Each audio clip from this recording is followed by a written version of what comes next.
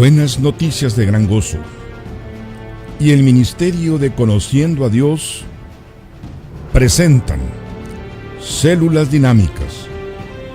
Hemos aceptado el reto de producir luz en el mundo de hoy. Somos testigos convencidos que enamorarse de Dios es posible y que da paz, seguridad y amor a este mundo. Queremos que tú también te llenes del amor de Dios en tu espíritu a través de estos estudios. Ese es nuestro cometido, nuestro privilegio, nuestro ministerio. Pero ¿cómo vas a llenarte de ese amor? ¿Cómo te vas a dar cuenta que es un Dios lleno de amor incondicional, sanidad y poder? Acércate a Él, convive con Él, estúdialo, ponlo a prueba. Bienvenido. Este mensaje te brinda esa oportunidad. Y ahora, démosle la bienvenida a Domingo Hernández y Héctor Vidales, nuestros anfitriones.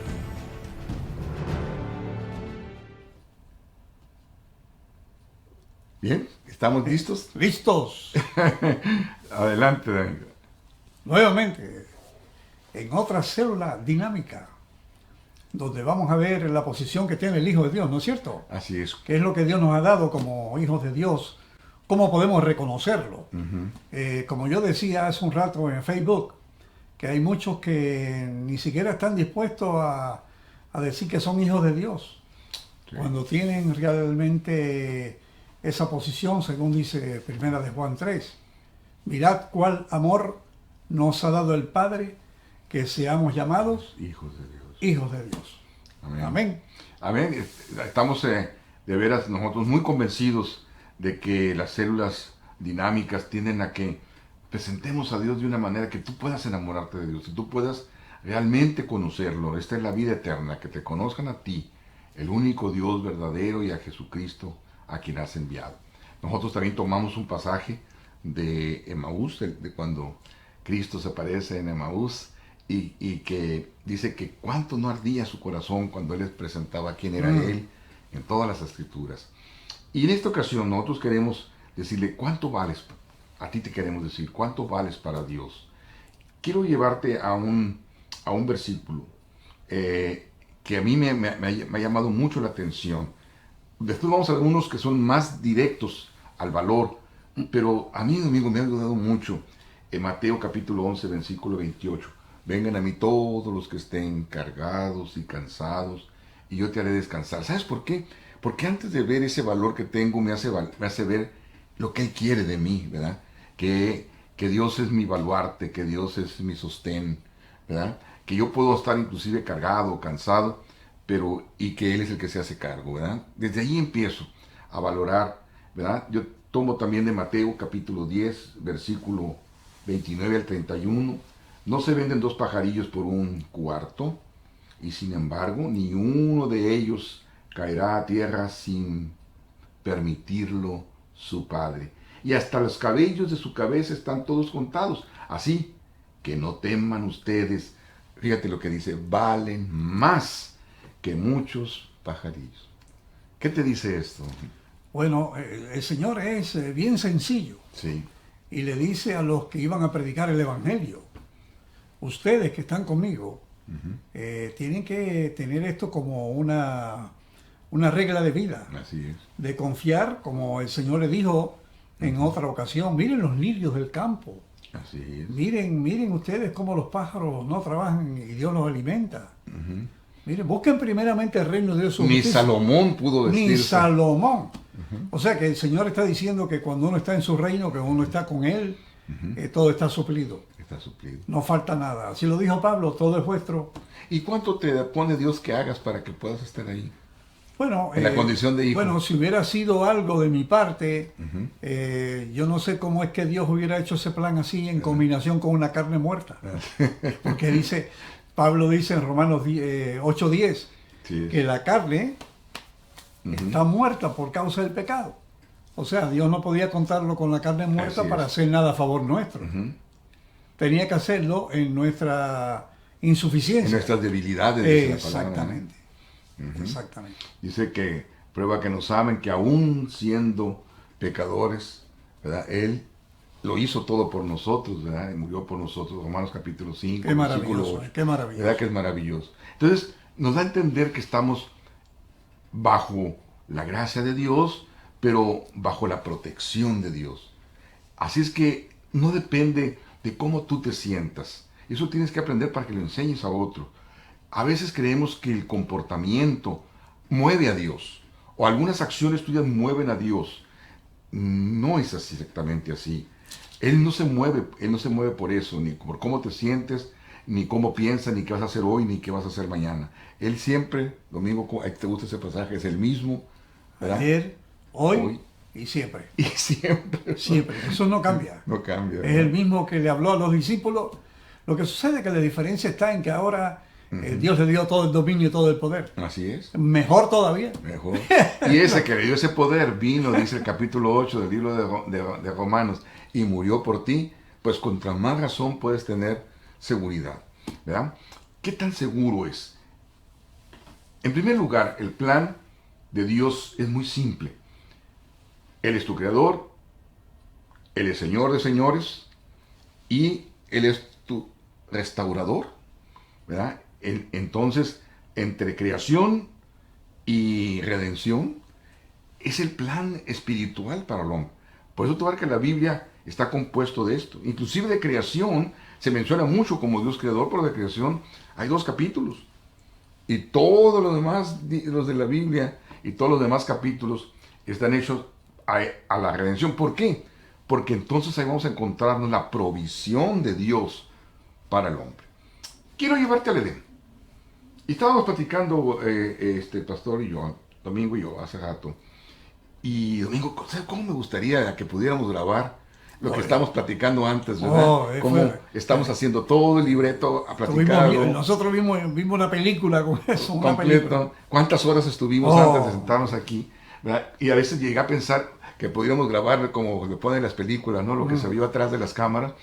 Cuando estuvimos viendo eso, ¿qué tanto Dios proveyó por nosotros? Entonces queremos llevarte a algo que estuvimos nosotros analizando, al Edén.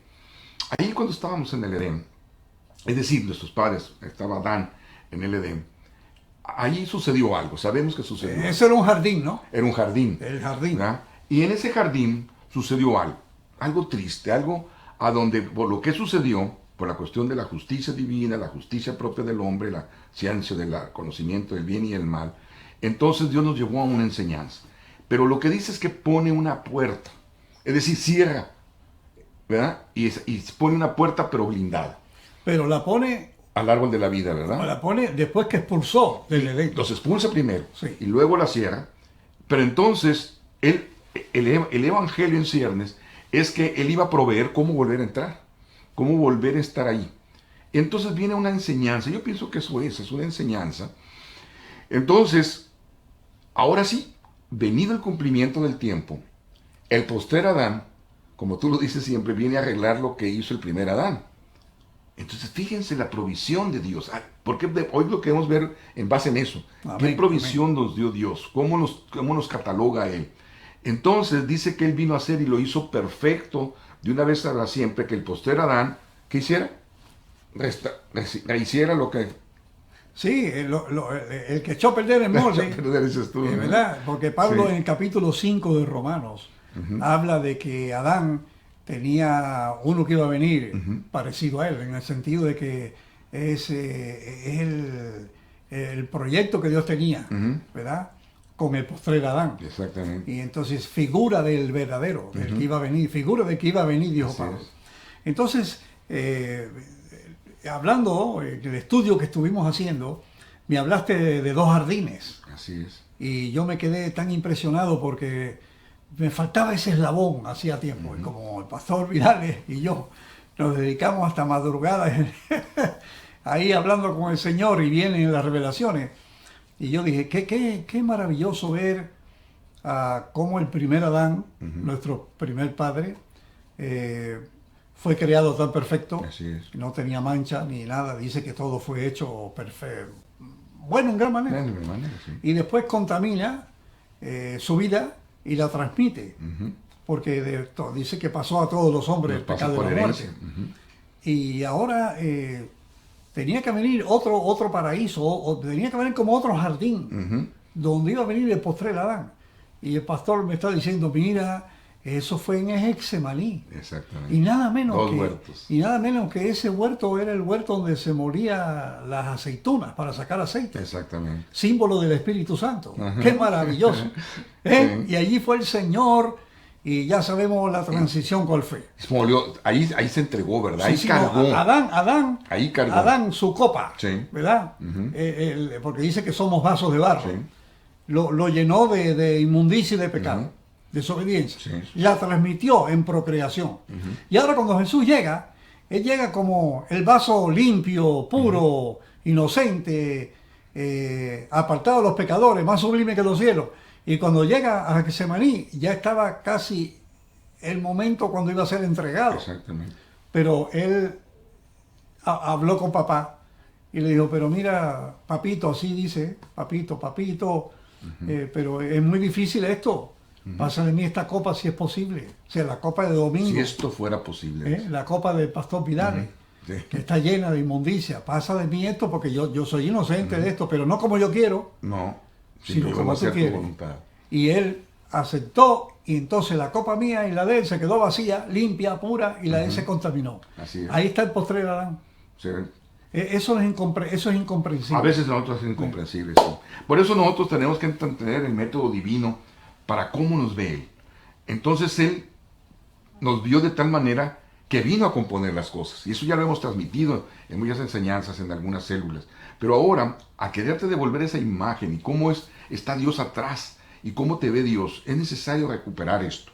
Entonces hemos propuesto casi 4 puntos que vamos a tratar de analizar rápidamente. Uno, ¿cuál fue ese método divino en cómo nos sustenta Dios? El otro es cómo Dios restaura. El otro punto es cómo nos conduce. Y por último, cómo nos glorifica, ¿verdad?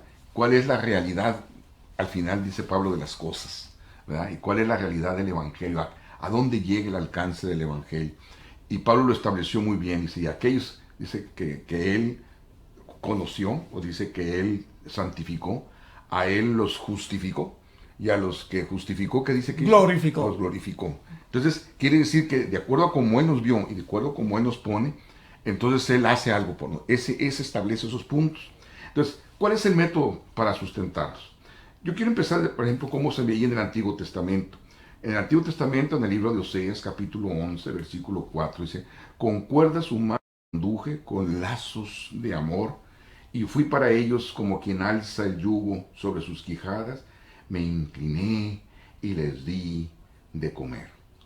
Fíjate, desde cuando él quería hacer esto con el pueblo de Israel, y ahora cuando viene el apóstol Pablo y dice que a él es comunicado el Evangelio, que tenía que ver ahora con nosotros los gentiles, entonces dice, nosotros amamos porque Él nos amó primero, dice Juan. ¿Ya? Y Pablo dice que entonces el Evangelio fue cuando se amplió. Entonces yo siento ahí, con que tú también estabas comentando cuando estábamos viendo esto, es cómo entonces Él nos vio con misericordia.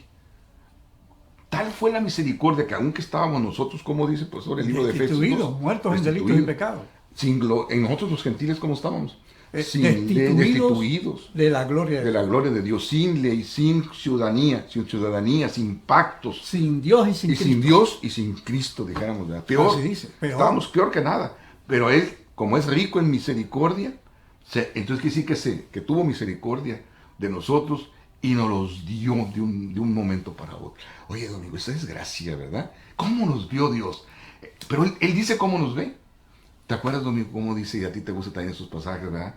Nos dice que nos trae grabado en la palma de sus manos. ¿Quién nos puede sacar de las manos de mía y de mi Padre? Mía y de mi Padre. Si el mismo Espíritu, dice, que levantó de los muertos, ese mismo Espíritu le dice que le puede decir papito, ¿y quién te podrá apartar del amor de papito? Vive en nosotros, vive en nosotros. Y vive en nosotros. Y nosotros vivimos con Él justamente crucificados. Entonces, ¿cómo nos ve Él? Entonces, ese dice que en primer lugar nos ama primero, ¿verdad? En 1 Corintios, capítulo 13, y si ustedes ven de 4 al 13, véanlo por favor, le llamamos el capítulo del amor. Yo creo que algunos de ustedes ya lo conocen. Dice que el amor es paciente, el amor es bondadoso, el amor no tiene envidia, pero ese es el amor ágape, el amor que viene de Dios para poder dar, ¿verdad? El amor no es jactancioso, ese amor no es arrogante, no se porta indecorosamente, no busca lo suyo, no se irrita, no toma en cuenta el mal recibido, no se regocija de la justicia, sino que se alegra con la verdad. Todo lo sufre, todo lo cree, todo le alegra, porque él le alegra la verdad, dice aquí. Eso es el cientificado. Todo lo sufre, todo lo cree, dice que todo lo espera, todo lo soporta. El amor de él nunca deja de ser. Alabado sea Dios. Así te ve Dios. Ese es el amor ágape. Amor ágape, acuérdate, que es el amor que viene de Dios para que tú lo tengas y es el que puede, es el único que puedes a su vez dar. ¿Verdad? Venir de Dios para poder darlo en la debida manera. Gloria a Dios. No hay gloria a Dios. Entonces fíjate, ¿cómo te ve Él? En primer lugar, dice que no es arrogante. Entonces, Él te ve sencillo, te ve como alguien de su familia. Entonces dice que te ve con humildad, que te ve con ese grado de un padre que no te trata indecorosamente, no te va a burlar de ti, no te va a ver mal. Dice que no se va a irritar, sabiendo lo que somos, ¿verdad? Imagínate, ¿cómo te trata? Pues como debería tratar un padre a su hijo. Pero no nomás eso. Imagínate, todo lo sufre, dice, todo lo soporta. Y a nosotros nos ve como ovejas de su prado. Entonces, ese Dios que cierra la puerta, ese Dios ahora viene a ponerse como puerta, es el capítulo 10 del libro de Juan, del Evangelio según Juan. El Evangelio de Juan, ¿no dice así? Maravilloso. Y esa puerta dice que viene a dar la vida por sus ovejas. Porque dice, habrá alguien que dé la vida por alguien, pero yo vengo a darla por ustedes, que son ovejas, perdidas ovejas, pero yo vengo a ustedes porque para mí son la niña de mis ojos. Entonces, también dice que Dios busca. En Lucas capítulo 19, versículo 10, porque el Hijo del Hombre ha venido a buscar ¿a quién? y salvar ¿A quién? lo que se había perdido. O sea, los que están ahí atrás. Exactamente. Y yo también, y tú también. Sí. Porque todos estábamos destituidos. Pero de mira, la gloria hace 2000 años que lo encontró. Amén. ¿Sabes? Bueno, sí. Y por eso Pablo dice, ¿cómo creerán si no hay quien les predique? Ajá. O sea, que por eso hay que predicar. Oye, no nomás nos encontró a nosotros, sino se dio al encontrado también, ¿no? Así mismo. Se dio a que lo encontráramos, ¿verdad? Así mismo. Alabado sea Dios. Ahora, otra cosa interesante es que también Él enseña y no deja de enseñar. Fíjate que cuando vino aquí, si te fijaste, Él, de cierta manera, predicaba el reino, que era un reino de acercamiento. Era un reino prometido y dado, otorgado. Pero, ¿qué hacía con sus parábolas? ¿Qué hizo ahí en el Sermón del Monte? Nos enseñó como una muestra de que Él está dispuesto a enseñar. Y llegando a su pueblo, dice Mateo capítulo 13, versículo 54, les enseñaba en la sinagoga. ¿Te acuerdas cuando está en la sinagoga? Ahí, ¿y qué les quiere enseñar? ¿Te acuerdas cuando habla acerca del día de la recuperación? ¿Verdad? Y les dice, y por cierto, Él les está enseñando eso, y les está diciendo, ahora ese momento ha llegado en que todo se puede recuperar, porque eso significaba ese día del jubileo, significaba que recuperaras tu libertad, recuperaras la tierra. Y lo bonito es que no había muerto en la cruz. No. Y dijo, hoy se ha cumplido. Hoy se ha cumplido. Hoy ha empezado. Hoy ha empezado. Y a pesar de que ¿qué hicieron después en el siguiente momento? No matarlo. Lo querían matar y se les escapó. Qué bárbaro. Pero fíjate, a pesar de eso, fíjate cómo entonces Pedro te estaba enseñando qué significaba y por qué tenían que enseñarlo. Sepan ustedes que nunca se celebró un jubileo en el pueblo judío. Hasta ese momento deberían de haberlo celebrado. Y entonces ahí empezaron a quererlo deshacer, matar, en lugar de ir a donde debería de ser. Pero él quería enseñar. Juan capítulo 14, versículo 26. Fíjate lo que dice aquí, don. Bueno, tú ya lo sabes, ¿verdad?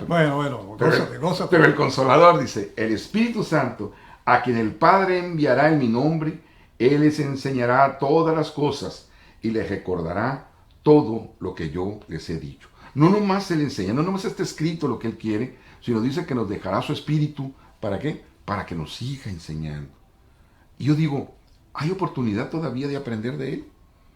¿Y qué pasa, Domingo, cuando aprendes más de Él? ¿Qué te pasa en esos momentos? ¿Tú qué sientes? Lo que sucede es que va creciendo. Se hace crecer, ¿verdad? Y también el conocer a Dios, como dice el apóstol Pablo, corrobora el hombre interior por el conocimiento. O sea que el hombre interior, la nueva criatura, que uno sabe por la Escritura y porque uno lo cree, al leer en la palabra los beneficios que estás mencionando a favor nuestro ahí, pues uno lo confirma por el conocimiento. Mientras más tú conoces, más tú confirmas. ¿Y qué dice Pablo? ¿Ustedes cambian el qué?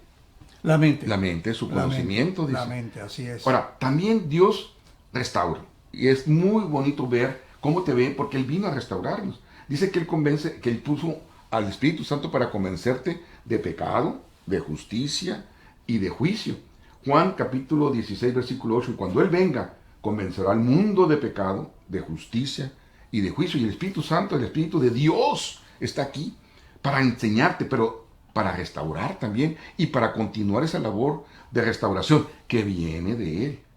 Y lo otro interesante es que Él justifica. Eso ya lo estuvimos viendo en la salvación.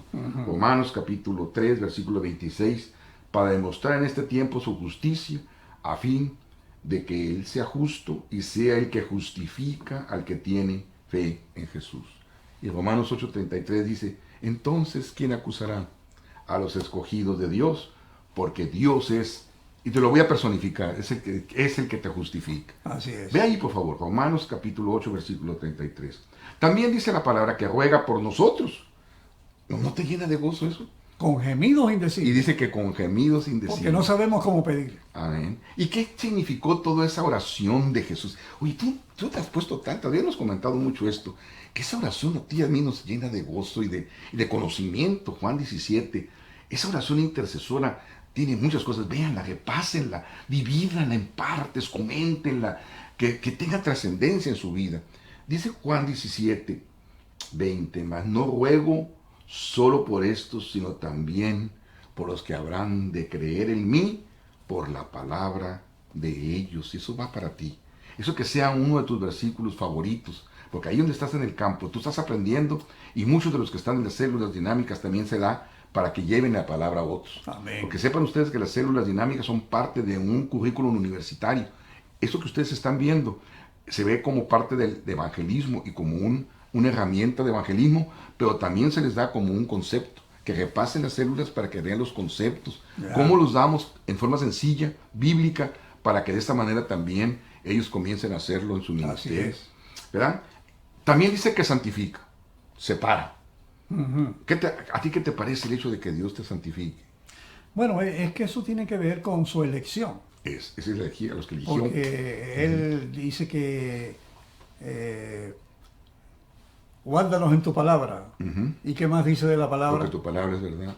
Ajá. ¿Y qué hace la palabra? Nos santifica. Nos santifica. Eso es lo que dice Él. Por completo. Sí. O sea que la palabra argio significa santo, apartado para un uso especial de que santifica. Sí, es Y entonces nosotros somos apartados ya por Dios. de seguro. Por eso dice Pablo a los Corintios en la primera carta, en capítulo 1, que Cristo es hecho por nosotros, santificación, justificación y redención. Exactamente. Y lo dice para que el hijo de una carne se jacte en su presencia. Sí. Porque Él hace esto por nosotros porque éramos lo menospreciado, lo que no Así es, es, lo que no sirve, lo vil. Y por mucho tiempo fue una palabra difícil, pero que santificación tenía que ver con lo que el hombre hacía para hacerse más santo, mejor. Imagínate. Porque las palabras se mezclaron. Pero mira, fíjate, te voy a leer un pasaje de Ezequiel, capítulo 20, versículo 12, toma nota. También les di mis días de reposo, por ejemplo, eso ustedes ténganlo ahí. Y yo, para que supieran que yo soy el Señor. Pero fíjense qué es lo que dice ahí. El que los santifica. Entonces, eso le está diciendo al pueblo de Israel también. O sea, ¿quién es el que santifica? No ellos. Yo les doy como una parte de lo que Él hace. Ahora, fíjense bien lo que dice 1 Tesalonicenses 5:23, y ahora tú lo puedes gozar más porque en tu posición, ahora ya en la extensión del pacto de gracia a los gentiles, dice, y que el mismo Dios de paz los santifique por completo, y que por todo su ser, su espíritu, su alma y su cuerpo, para que sea preservado, dice, irreprensible para la venida de nuestro Señor Jesucristo. Entonces, ¿quién santifica? Dios. Dios. Y por eso yo veo a Pedro escribiendo, ser santo como Él es santo. Dice así, ¿verdad? Ahora, es que ser santo significa, según Pedro, es saber que tú eres un santo. Saberlo. Porque Dios lo es. O también estés equipado, porque también Exactamente. muchas veces esa palabra tiene que ver con estar preparado, pero o con la santificación que necesitamos para estar con Dios, porque eso Él la provee, ¿verdad? Porque tanto el que sacrifica como los que son santificados son todos de un Padre, por lo cual Él no se avergüenza de llamarlos hermanos. Y luego dijimos que les prometimos una cosa. ¿Cómo glorifica? ¿Qué nos glorifica? Juan capítulo 17, 22. La gloria que me diste les he dado, para que sean uno, así como nosotros somos uno. Y esto es un acto de fe. Sí. Un acto de fe porque dice, Romanos 3 dice, fuimos destituidos de la gloria de Dios. Por eso Adán y Eva se quedaron desnudos. Porque la imagen, la gloria que tenían se fue y se quedaron pura carne. Sí. Y entonces ahora cuando Jesús llega, nos glorifica. Nos da de vuelta la imagen de Dios perdida. O sea, la parte espiritual. Exactamente, la imagen perdida. Por eso dice, para que llegásemos a ser conforme a la imagen de su Hijo, y Él el primogénito entre muchos hermanos. Romanos 8. Y cuando dice eso, Pablo lo está escribiendo en el contexto de que la gloria que estaba perdida fue recuperada por Jesús, y ahora Él es nuestro hermano mayor. Sí. Y ahora, o junto con Él estamos crucificados. Exactamente. Mas ya no vive yo, ya no vivimos nosotros, más vive Él en nosotros, haciéndolo plural, ¿verdad? Ahora bien, entonces si Él glorifica, entonces, ¿quiere decir que entonces Él hace las obras por nosotros? Fíjense lo que les escribió el Espíritu Santo, ¿verdad? A través de Hebreos, capítulo 13, versículo 20 y 21. Y el Dios de paz, que resucitó de entre los muertos a Jesús nuestro Señor, el gran pastor de las ovejas, mediante la sangre del pacto eterno, los haga aptos en toda obra buena para hacer su voluntad, obrando Él en nosotros lo que es agradable delante de Él, mediante Jesucristo, a quien sea la gloria por los siglos de los siglos. Y dice, así sea. Es como la firma, ¿verdad? Así es. Alabado sea el nombre de Dios. Entonces Dios también usa métodos para conducirnos. Por ejemplo, dice que Él es el pastor. Dice que Él nos conduce hacia pastos. Es decir, vamos diciendo que Él, ese buen pastor, nos va a conducir porque Él ya nos ha glorificado. Fíjate, no porque vamos a recibir, sino porque Él ya lo ha hecho posible, como hemos estado viendo. Entonces, ¿tú piensas que la conducción depende de quién? Dios es el que conduce. Pero no dice también Colosenses que el que empezó la obra y nosotros la perfeccionará hasta el final. Él. Porque Él nos da tanto el querer como el hacer. Por su buena voluntad. Por su buena voluntad. Obra de Dios. Porque la fe dice que Él nos da el principio y el final de cobrar nuestra fe, Hebreos. Dependencia total. Dependencia total, ¿verdad? Entonces, así es que Dios tiene la manera de conducirte y una manera perfecta de conducirte. Tiene las razones para conducirte, como ya las vimos. Tiene las obras necesarias, vamos diciendo, para que exista esa conducción.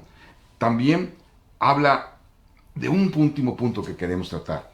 En esa manera de amarte y de verte, Él te ve como Él describe, o mejor el apóstol Pablo describe de cómo ve a la iglesia, pero esa es exactamente una figura de cómo nos ve a nosotros. ¿Cómo dice que ve a la iglesia? Santa, inmaculada. Sí. Él la lavó en el lavacro de la palabra y se la presentó sin mancha, sin arruga y sin cosas semejantes. Así es. Porque ¿cómo es posible que la cabeza está limpia y el cuerpo está sucio? Y dice que el cuerpo es la iglesia. La cabeza y los pies son Cristo. O sea, el cuerpo, el conjunto de creyentes por los que murió, entonces hacen ese grupo. Y entonces habla del grupo, pero por lo que habla del individual de cada uno, ¿verdad? Mucha gente cree que le da algo especial a la iglesia y como que la iglesia, entonces, como institución, tiene... No es así. Lo que pasa es que ¿quién es el que tiene la conducción? ¿Quién es el que tiene la puerta abierta? Lógicamente es individual, porque la salvación es individual. Pero entonces, fíjate, aún así, Él dice cómo te ve en la manera en que ve a la iglesia. Y ahora el apóstol Pablo establece que la iglesia también es una obra de Dios, del conjunto de creyentes. ¿Para qué? Para que, de acuerdo a los dones que da el Espíritu Santo, puede haber también una conducción, principalmente el de otros. Sí, Efesios 1:6 dice Pablo, somos aceptos en el amado. Qué maravilloso está eso, ¿verdad? Sí, O sea que siempre Dios tiene a Jesucristo ahí delante y nosotros detrás. Por eso dicen algunos, crucificado. Eso una vez me lo dibujaron en una tabla, lo hicieron, lo recortaron, pusieron una cruz de Jesucristo y entonces pusieron un cuerpo clavado con Cristo de frente. O sea, cara con cara. Pero no es así, es por la parte de atrás. Así o es. sea, uno en el frente y otro atrás. juntamente con él crucificado. Juntamente con él. Eso es algo que no se puede evadir. Ujú.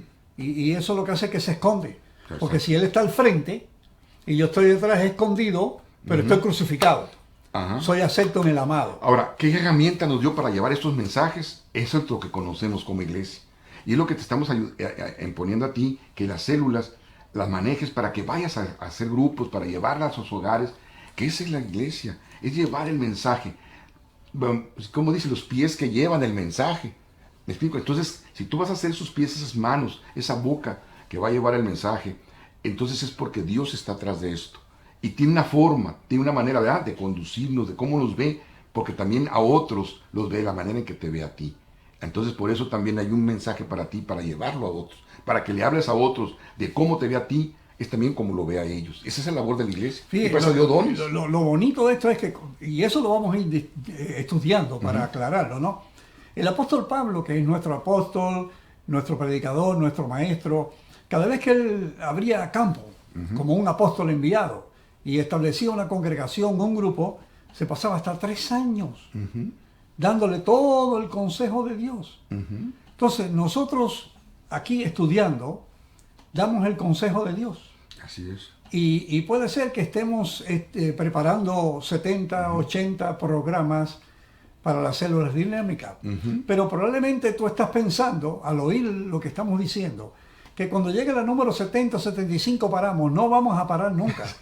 Mientras el Señor nos dé vida y salud, vamos a seguir haciendo estudios para las células. Sí. Siempre vamos a tener cosas nuevas, porque la palabra del Señor es un pozo tan profundo Seguro. que tú no vas a terminar nunca de sacar toda la verdad que está ahí adentro. Así es. Así que gózate. Vamos a terminar con este punto y lo vamos a personificar. Así es que toma nota, Romanos capítulo 12, versículo 1, y lo vamos a aplicar a ti. Por consiguiente, te ruego a ti, por la misericordia de Dios, que presentes tu cuerpo como sacrificio vivo y santo, aceptable a Dios, que es su culto racional, y no se adapten a este mundo, sino transfórmense mediante la renovación de su mente, para que verifiques cuál es la voluntad de Dios, lo que es bueno, aceptable y perfecto. Y eso es de lo que te hablamos el día de hoy. Haz una síntesis y eso es lo perfecto, lo aceptable, las obras, etcétera, la santificación, la glorificación de lo que Dios te tiene preparado. Qué bueno que has estado con nosotros. Amén. Domingo, qué bueno que sigues participando y que sigamos juntos en esto. Y quisieras despedirles, ¿eh? Sí, bueno, no nos despedimos para un largo tiempo, sino la semana que viene cuando se vuelvan a reunir, o no sé si son 2 veces a la semana, Como pero quieran. ahí estaremos de nuevo. Amén. Por la gracia de Dios. Que Dios nos bendiga ricamente. Amén.